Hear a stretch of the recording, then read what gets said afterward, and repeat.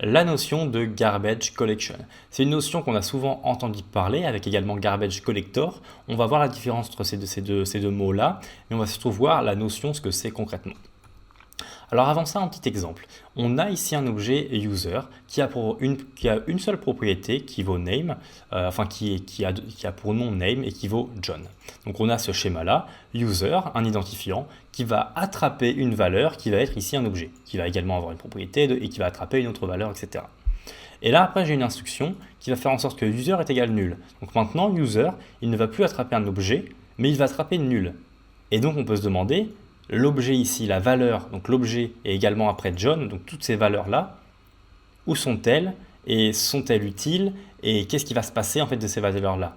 Eh bien, pour comprendre ce qui va se passer des valeurs qui ne sont plus accessibles, car ici, plus rien ne peut accéder à l'objet, on ne peut pas annuler ça, on ne peut pas revenir en arrière, plus rien ne peut ajouter à un objet, car si jamais après on refait la même chose, c'est-à-dire user est égal ça va être une duplication de cet objet-là et non pas le même. Donc vraiment, cette valeur-là dans la mémoire, elle n'est plus du tout accessible. Et c'est justement ça, ce concept-là de reachability qui est très lié au garbage collection.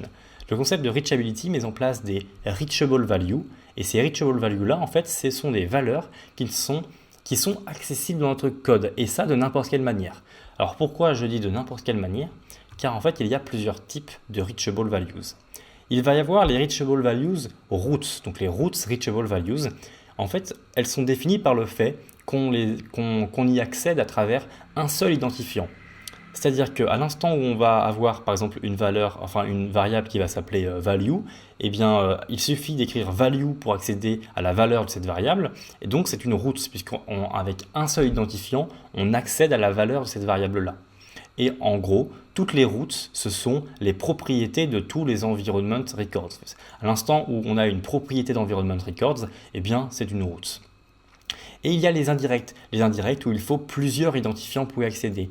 Par exemple, plus haut dans l'exemple que j'avais, user.john, eh bien, le user.john, la valeur user.name, la valeur de user.name qui était John, eh bien John n'est pas une route reachable values, mais une indirect reachable values, parce qu'il faut plusieurs identifiants, user et également name, pour accéder à John en fait. Et à l'instant où il faut plusieurs identifiants, eh bien c'est une indirect reachable values, et si jamais il n'en faut qu'un seul, et donc que c'est un nom de propriété pour les environment records, eh bien c'est une route reachable values.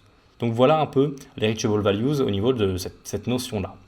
Maintenant, quand une values n'est plus reachable, c'est-à-dire que aucun identifiant ne peut accéder à la values, comme on a vu précédemment. Eh bien, on a ce concept-là de garbage collection qui va venir. Et ce concept-là est en fait le fait de supprimer toutes les valeurs en mémoire qui ne sont plus accessibles, qui ne sont plus des reachable values. C'est ça le garbage collection. C'est le fait que les valeurs qui ne sont plus accessibles, eh bien, on les supprime de la mémoire. C'est simplement ça, le garbage collection. C'est un outil de gestion de la mémoire. Et le processus concrètement, le processus qui va faire cette vérification-là de reachable values et qui va supprimer, eh bien, ça s'appelle le garbage collector. Et donc, il va s'occuper de supprimer toutes les valeurs qui ne sont plus accessibles. Et pourquoi il fait ça? Eh bien, c'est pour une meilleure gestion de la mémoire. Par exemple, déjà, on va avoir une mémoire qui sera donc, on va avoir certaines valeurs dans la mémoire qui ne seront plus utiles. Et puisqu'ils ne sont plus utiles, à quoi bon les garder? Parce qu'à l'instant où on va rechercher une valeur, eh bien, ça va mettre plus de temps à voir où elle est. En fait, si jamais on en a beaucoup qui sont inutiles. Donc, si on a seulement des utiles, eh bien, ça va être plus rapide. On va avoir une meilleure exécution.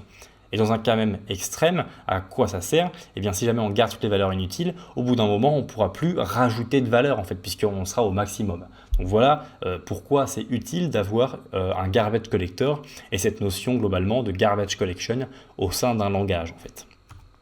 Donc pour reprendre notre exemple, eh bien, object ici, je l'ai mis en orange, car en fait, il va se faire supprimer par le garbage collector. Le garbage collector, il va s'apercevoir que cet objet-là n'est plus accessible nulle part, donc que ce n'est plus une reachable values, et donc il va se faire supprimer de la mémoire de la même manière que John ici. Parce que tous ces enfants, donc tout ce qui est dépendant d'objets, va se faire supprimer également, bien entendu.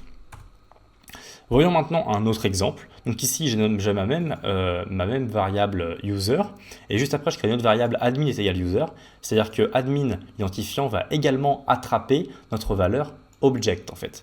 Et ensuite, je vais faire la même instruction, c'est-à-dire user est égal nul. Donc user maintenant va attraper la valeur nulle.